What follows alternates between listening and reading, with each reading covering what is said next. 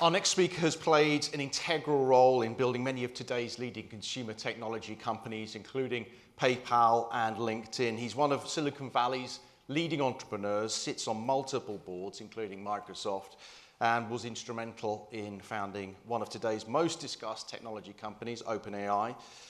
He's also a podcaster, an author. His new book, Super Agency, challenges conventional fears surrounding AI, inviting us to view the future through a lens of opportunity rather than fear. Please welcome Reid Hoffman.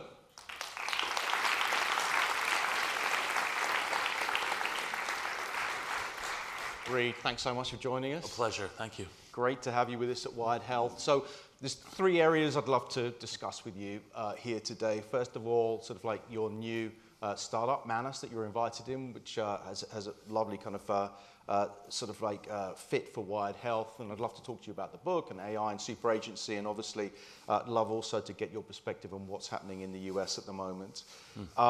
So, because we're all trying to understand it's all fine. Not.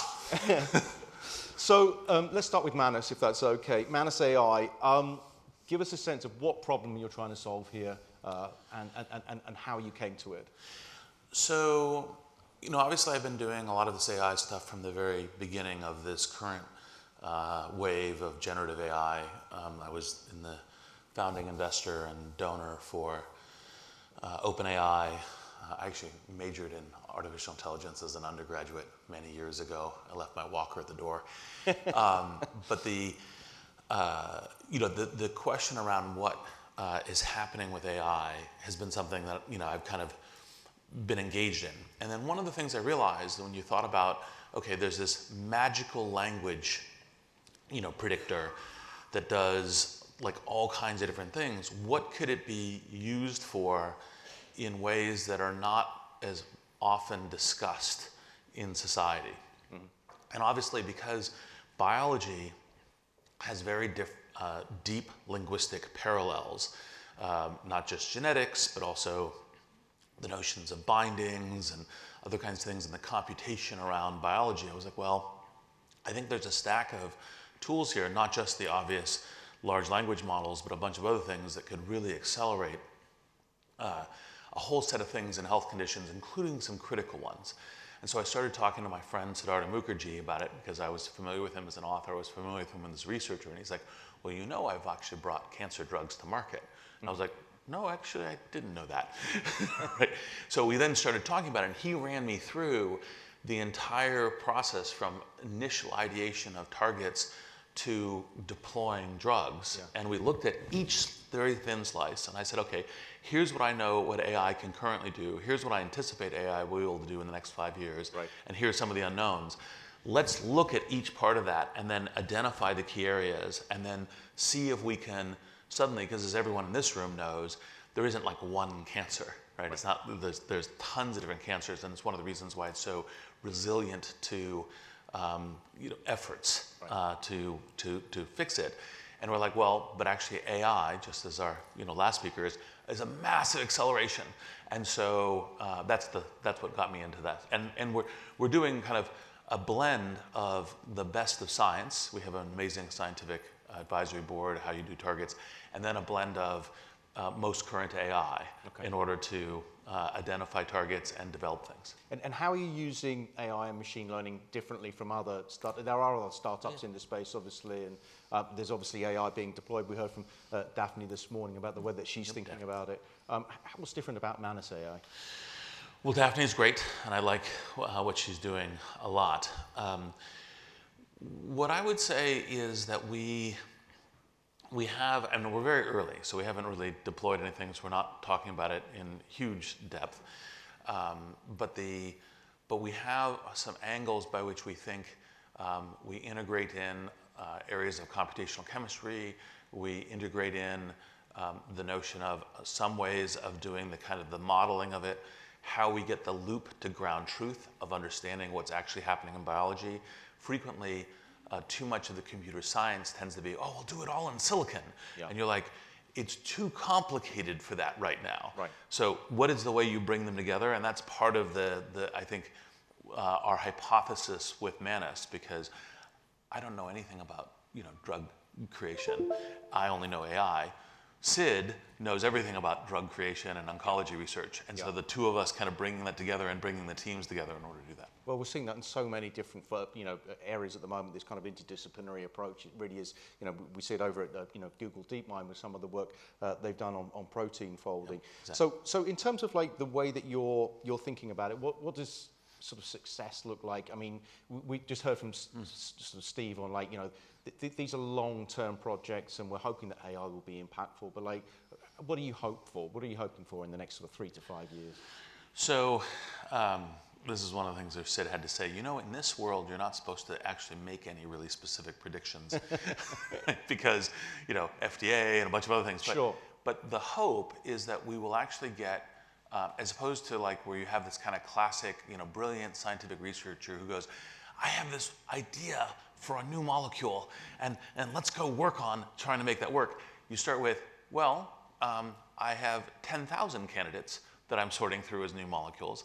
I'm using various mechanisms to shortlist them, and then I'm accelerating, like testing a number of them as we're getting into it. So you both get there faster with a much larger candidate pool, and you're navigating all of like the questions around when you get, does the binding work, but also do you have absence of toxicity? That you're doing all of that in parallel as you're going through it. So the hope is many more drugs faster. Right. I guess the faster is the interesting part. Like, you're used to working with like fast-paced software, companies and failing fast. How is it for you working in a kind of like a notoriously slow-moving industry with that's heavily regulated? How are you finding that, Reid? Joyful, joyous.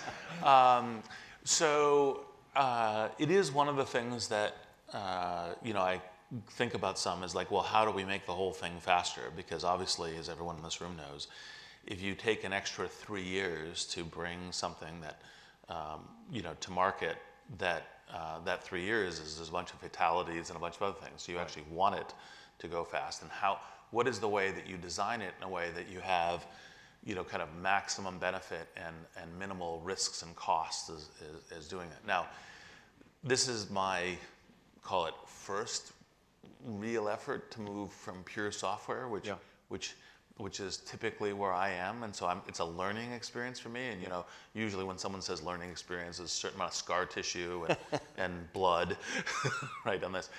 But I think part of the reason I was willing to do this is the software acceleration could be such that it gets you over the typical amount of hurdle. It accelerates it enough that as opposed to, in 10 years, I'll talk to you again. Right. Right? I hope that every year we'll be having stuff that's like, okay, this is actually, in fact, we've evolved the whole platform in a way that the industry is changing. And that's what I hope for, not just for, obviously for Manus, but in Citro and all the rest. I mean, we want everyone to succeed. Yeah, absolutely. Well, we've been doing this event for over 10 years, so please come back in 2034.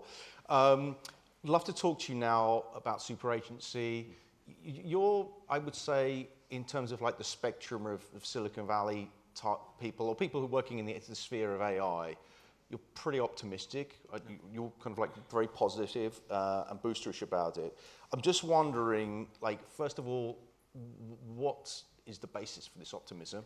And secondly, sort of whether you feel that the sort of like maybe some of the people who are more keen to put the brakes on, whether they have a kind of a sense, whether they have an opinion that you think is valid.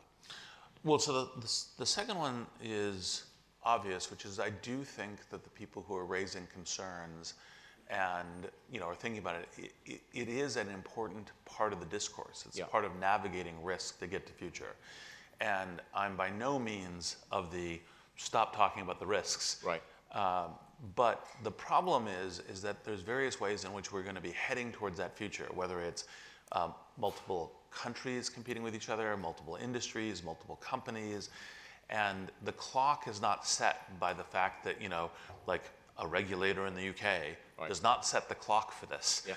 Yeah. And so you can elect to participate or not participate. And it's one of the problems with the general, like, for example, the pause letter, from a few years ago, is to say, well, if everyone who cares about humanity goes, oh, I'll listen to your pause and I'll stop, and the other people don't, Yeah.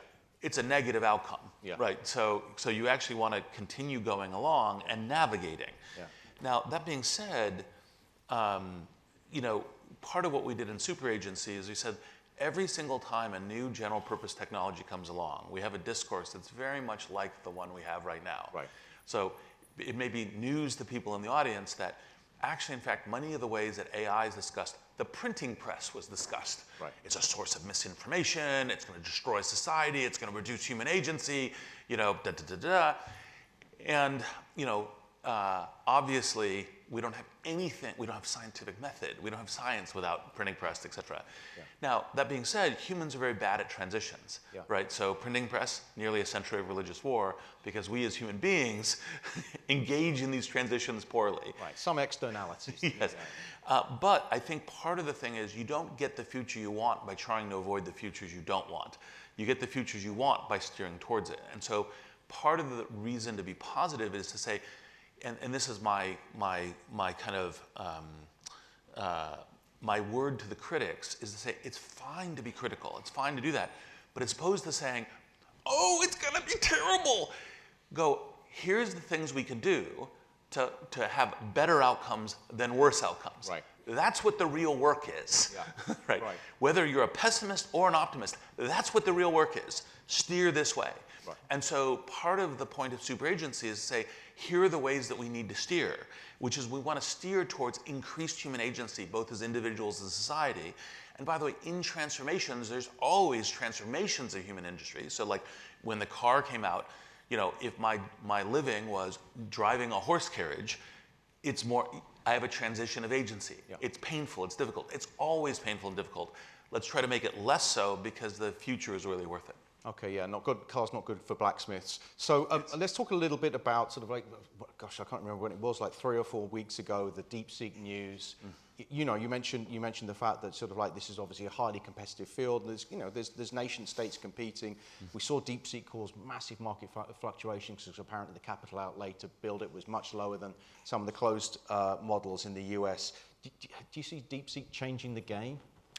Well, there were some inaccuracies around the DeepSeek announcement, and shocker, some inaccuracies of information coming out of China. But like, for example, like you knew that there was some involvement of distillation from the larger models like ChatGPT, because when you asked the earlier one, when you ask DeepSeek, who are you? It says, I'm ChatGPT. Right. And you're like, okay, that's a sign of distilling from a larger model. So the whole like, oh, this is new and none without larger models and so forth, fiction. Right. Right. Now, there were a bunch of, like what I think of as .1 release improvements. Efficiency, there was a bunch of kind of good and learning work from it. The fact that they were revealing their chain of thought methods was something that was helpful. Now, I think part of the reason why some people don't reveal their chain of thought methods is they want to keep that as a trade secret. Yeah. And so you can kind of predict that they're still not releasing it because they think they have unique chain of thought methods, right, as ways of looking at it. But I think what it does show very definitively is 2 things. One, the technological development, kind of race and contention is true and fully on. Yeah. Matter of fact, DeepSeek has turned a whole bunch of kind of Chinese industry and say, we're in the game, we're here, just with everyone else, and that's true. The second thing is, when you think about it from a European perspective, part of, there tends to be a certain like, oh, we're just not going to succeed at this within Europe. It's like, look, China could do this with DeepSeek in terms of distillation and all else. So can you. Right. Right. So get on the field. Yeah. Right. Start doing things. Yeah. I think is a part of the positive learning that comes out of DeepSeek. So your view is that AI isn't a winner-takes-all technology, that the benefits will be widely distributed rather than focused, as happened with Web 2.0, in a very small number of companies that have this kind of like real market power? I think there will be both. I think there will be both some areas where there's things like network effects or other things, and that the business will be unique. And then I think there'll be others which will be very broadly distributed. I mean, I think, for example, the notion that every piece of software will, within 2 years, have AI components in it from everything is kind of like a boring prediction, Right. right? Like kind of obvious. Yeah. And then the question gets more tricky is to say, well, which parts of these are open source, which parts of these are proprietary models, which parts of these come from large models, which parts of this come from additional technologies, what is the set of that look like? Because, for example, in the agentic revolution, most people kind of reflexively go, there'll be a big model with a chat interface, and that's the agent. Right. And it's like, well, actually, in fact, there's going to be a suite of models with a kind of glue and orchestration across it. And when you look at kind of what happens with like O1 and O3 and DeepSeek it's actually, in fact, it's kind of modestly trained different models in composition in order to get the chain of thought working. That's just the first step in how you get composition. You think about brain parallels, it's like the same reason we have different systems that are kind of organizing together. That's what that's going to be looking like. That then applied to many, many different problems. And that's part of the reason why I'm optimistic about, like, there'll be AI in lots of places, not just like one AI computer doing everything. Okay, so it is going to be more broadly distributed maybe than what we've seen in the past. I'm really intrigued. You've obviously had a front row seat, multiple technological revolutions. How does what's happening now with AI compare to other shifts we've seen in terms of pace, in terms of scope, and also potential impact on the world? Well, I mean, part of the reason why when you asked earlier about the critics, do I take them seriously? There are things, just like every time there's a new major thing. It's the speed at which it's happening, the intensity of it, because now if I build a new AI thing, given the mobile connected world, it can technically get to billions of people tomorrow. Yeah. Right. So it won't be billions of people tomorrow, but it could, and so there's all of these things that are new and intense about it. And then part of the reason I named the book Super Agency is because when I really kind of thought through what were people's reactions, it was all concerns about human agency. Yeah. I lose agency over my data. I lose agency over my job. I lose agency over my participation in democracy. Yeah. And I was like, well, actually, in fact, in each of these cases, I can see the technology potentially developing in ways that increases agency in all of these. And what we want to be doing in the dialogue is saying, how do we do that? Like the shift from potential negative positive, how do we do that? Right. And it doesn't mean it'll be day one. There's no technological development that day one is just magical. Right. It's an iterative deployment and development. And so, we will have, and one other thing on this, cognitive industrial revolution is the parallel I use. And I use it for both the positive and the concern. The positive is the same kind of way that the industrial revolution is the thing that leads to the modern society, to middle class, to all of the rest of that, to the prosperity we have. But the transition was brutal. Sure. So it's both that, hey, we have that opportunity, but let's try to make the transition as graceful as we can. It'll still be painful. It'll still be difficult, but let's navigate that as what we're happening. And I think that's the kind of, that's what we are in for the next 10 years. Okay, so you and longer possibly, but we had 10 as an earlier number. So actually, what does that look like? Like, how should we all be thinking about, on a personal level, like the way that we adapt to this, and also on an organizational level? Like, every organization right now is scrambling. Every CEO is saying, what's our AI strategy? And CTOs and whoever are like wandering around trying to figure out what they should be doing. What would your advice be? So the very first thing is to start playing with it. The classic instinct is, oh, let's wait for it to settle, then we'll study it, and then we'll do it. Yeah. The worst AI you're ever going to use is the AI you're using today. Right. It's developing and building. So you can't go, in a year, it'll all be stable, and then I'll pay attention. It's like, nope, that's not the way it's going to work. So part of the thing that I tell everyone as individuals is, if you haven't used AI in some way that's substantively helpful to you, and what I mean by that, not just, oh, I wrote a sonnet for my kid's birthday or something, like fine, I can't write sonnets, now AI allows me to write sonnets, that's excellent. But a serious way, like for example, me as a venture capitalist, me as an investor, me as a technology strategist, me as a book author. And if you're not actually finding deeply useful cases, it's because you're not being insightful, creative, and persistent enough. Right. Whatever you're doing, right? And so, now that doesn't mean it's perfect for everything. So, for example, when I asked it, how would Reid Hoffman make money by investing in artificial intelligence? It gave me what I think of as the bozo business school professor answer, right? Which is, you identify a total addressable market, and you identify product substitution, and then you find the team, and it's like, nope, that's not the way venture capital works. If I did that, I would lose money, right? But on the other hand, when I put in a business plan and said, give me the due diligence, it gave me a great due diligence plan. And there were some things I was like, oh, right. Item number 3, I would have thought about in 5 days. It's useful to have thought about in the beginning in order to do that. And that's what I mean by keep at it to find something that's useful. And that's not just true, obviously, for individuals, but also organizations. Okay, so that's the way to think about it. We need to be better at prompting, basically. We need to interrogate it in meaningful ways. So let's actually, and here in this audience, this is actually something really useful. So, for example, one of the ways I personally use it is when you have areas that are outside of your normal technical depth that would be very slow going. And for me, part of the thing that I do is I spend a lot of time paying attention to quantum computing. And so there's quantum mechanic papers that are above my capability grade. You put it into ChatGPT and say, explain this to me like I'm 12. It's really helpful.